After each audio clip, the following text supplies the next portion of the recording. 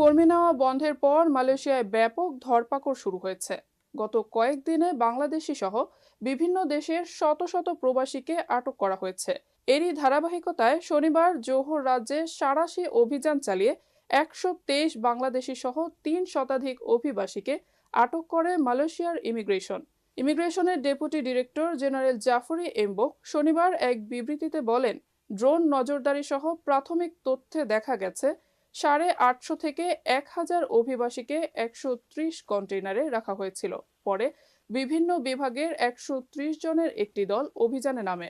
তাদের গাড়ির শব্দ শুনে আতঙ্ক ছড়ায় প্রবাসীদের মধ্যে। অভিযানে অনুমতি ছাড়াই মালয়েশিয়ায় অবস্থান করার প্রমাণ পাওয়ায় বহু প্রবাসীকে ইমিগ্রেশন অ্যাক্টের অধীনে গ্রেপ্তার দেখানো হয়। তাদের মধ্যে বাংলাদেশি, ভারতীয়, ইন্দোনেশিয়ান, মিয়ানমার ও পাকিস্তানি নাগরিক রয়েছে।